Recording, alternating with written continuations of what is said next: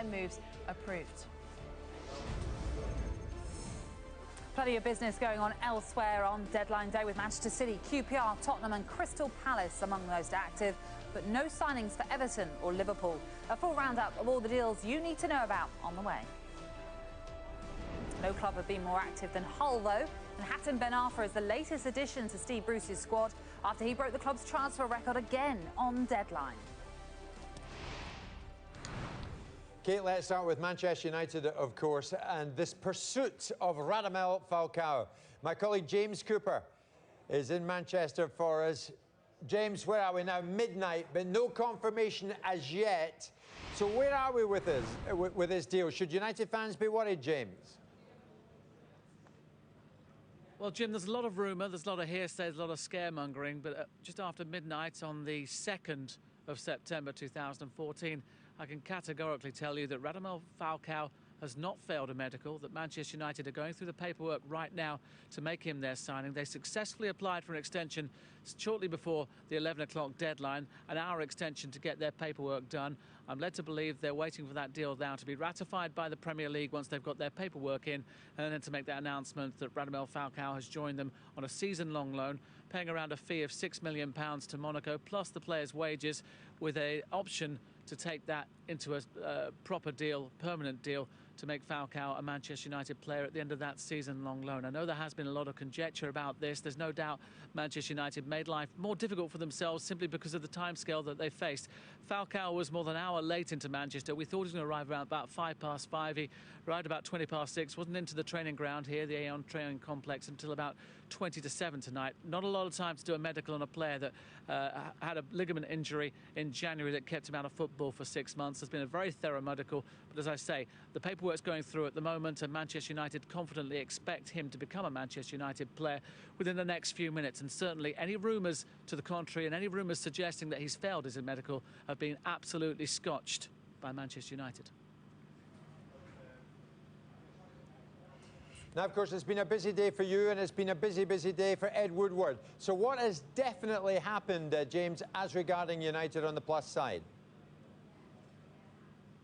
Yeah, just before we come on to that, Jim, I think it's important to say that the knock-on effect of us waiting for Falcao to become a Manchester United player will make Geraint Hughes' life a little bit more difficult, probably down at in North London at the Emirates Stadium, and I think there will be a knock-on effect. They won't let Danny Welbeck move to Arsenal until they've sorted out Falcao, but I think, though, one will lead on to the other. But I think it has been a fairly successful day for Manchester United. They wanted to get Javier Hernandez out of the building. They did that successfully. He's joined on a season-long loan with Real Madrid, again with an option for him then to become a permanent Real Madrid player at the end of the season. We know, of course, that they were going to sign Danny Blint. That went through earlier this evening, and Manchester United always confident over the last couple of days that that would happen. Very relaxed about that. His medical was passed yesterday, confirmation this morning, and then this evening ratification of that move. £14 million, a 4-year deal, again with an extra year perhaps there, and a big glowing endorsement from Louis van Gaal that this is a player that really echoes his philosophy. I think the one perhaps fly in the ointment, and it's funny, isn't it? Danny Welbeck, the ball was in his court to go to another club. It looks like that will be Arsenal. I think the ball was very much in Tom Cleverley's corner as well to find a different club. I think there were different deals on offer and different negotiations taking place between himself, Aston Villa and Everton, but nothing came to fruition. He was at Villa Park. He wanted to make his way to Everton. That didn't happen either, and I think, you know, it comes down perhaps to some of the advice that the player may have received, and what happens now is he returns to Manchester United with no place in that Manchester United midfield for him. He's got the rest of the season, then his contract is up at the end of the season, but he won't be getting much first-team football, so a difficult time, and I'd expect to see perhaps Tom Cleverley top on a few people's lists perhaps come January in the next window. But the big news here is we are waiting for Manchester United to make that statement that Radamel Falcao is their latest and 7th signing of this big transfer window for them.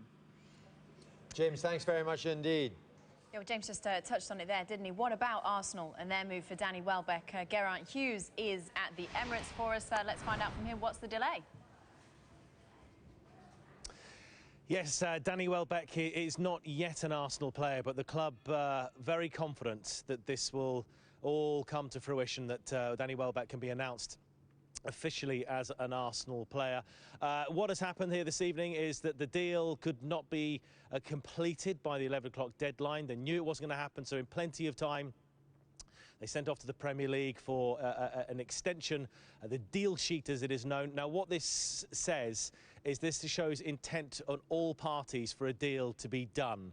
So it's a very, very important document. The Premier League only grant this extension if they can see the deal that it will be done, because everyone, all parties have to agree to it to go on.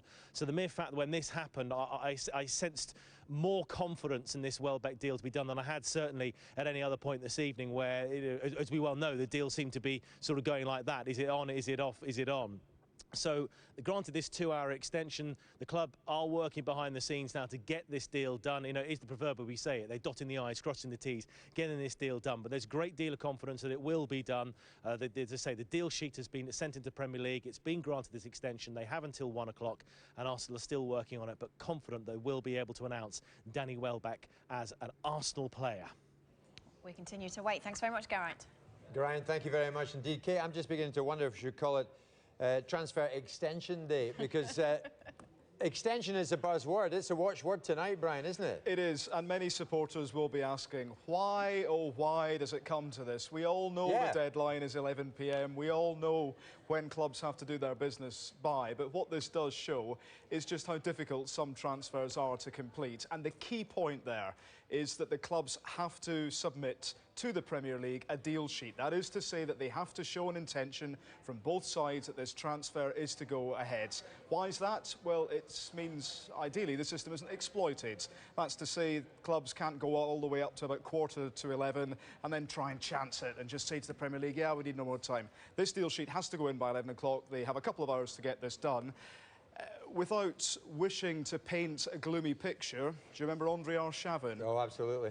Yep. The snowy day outside the Emirates. Yep. That was back in 2009, and that took just under 24 hours before it was formally completed by the Premier League. There were a number of hitches in that deal, but it does show you that the Premier League like to do all their paperwork diligently. There are people right now in central London at the Premier League going through the paperwork on these late deals, going through and trying their hardest to ensure that this gets done sooner rather than later. Inevitable frustration from many that these deals aren't completed in time, but the fact that deal sheets have gone into place will, from the club's point of view, say that yes, we want this to go through, and they will hope very soon it will.